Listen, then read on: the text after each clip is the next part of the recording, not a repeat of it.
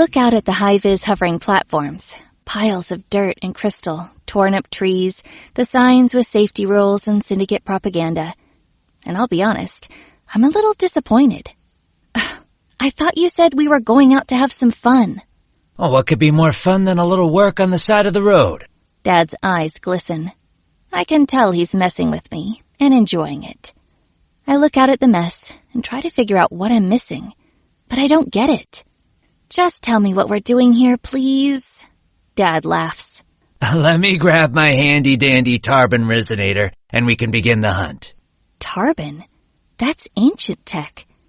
Dad is baiting me into asking for a dadsplanation. I open my door and step out into the dry heat. Dad pulls out a baby blue cone that fits into the palm of his hand. I can't help it. I take the bait. What's a Tarbin resonator? Dad balances the cone in his hand and walks over to me. I built it myself. Here, be very careful with it. He extends the resonator to me. I reach out to grab it. Dad exclaims, "Oh, no. The resonator falls from his hand, but suddenly stops. It's attached to a string looped around his finger, so it hovers right over the ground, tipped down. I laugh.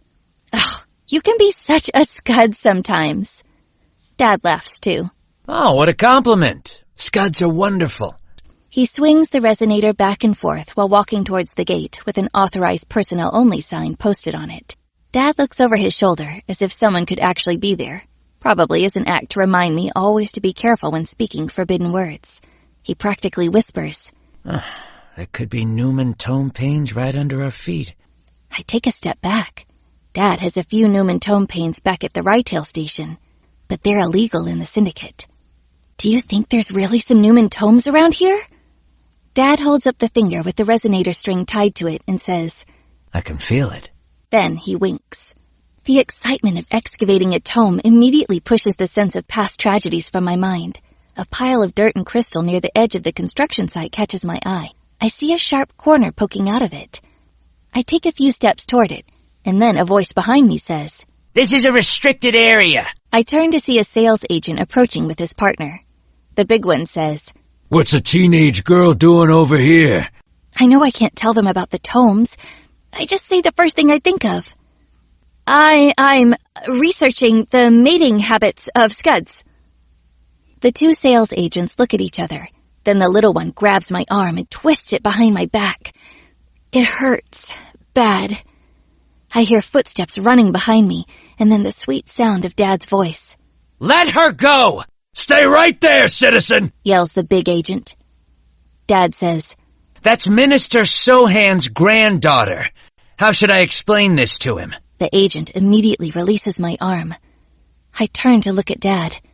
I rub my wrist where the agent gripped me. I've never been physically dominated before. I hate it. I hate it more than I've hated anything. Tears well up in my eyes. Dad opens his arms. Come here, Ren. I walk over and bury my face in his chest. I feel like I'm 5 years old. I want to cry, but I don't want these men to see me do it. The small agent asks, Are you Dr. Lou Delora? Dad puffs out his chest a bit. I am indeed. I think you know that your clearance has been restricted. I look at Dad. He doesn't say anything, but his hands ball into fists. He never told me anything about his clearance being restricted, but I can tell that it's true. He looks into my eyes, and I look back. I feel myself getting stronger, and the same must be true for Dad, because he looks at the agents and says, Gentlemen, I think this has all been a misunderstanding. My daughter and I just came out to find some scuds and look around. You were just doing your jobs. And I think Yantar will be a better place for us all if nobody but us four knows anything about today. Agent Yobis takes an aggressive step forward, but Geft throws his arm out to block him and says, I think you're right, Dr. Delora. Tell Minister Sohan that the guys out here appreciate what he's doing for us.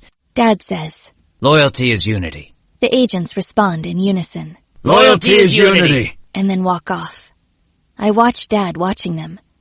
His face seems both relieved and disgusted. I ask, Why is your clearance restricted? He says, There's something I've been meaning to tell you. If anything ever happens to me, listen to Reef. Why is Dad dodging my question? What do you think is going to happen to you? Dad's mouth smiles, but his brow is still furrowed.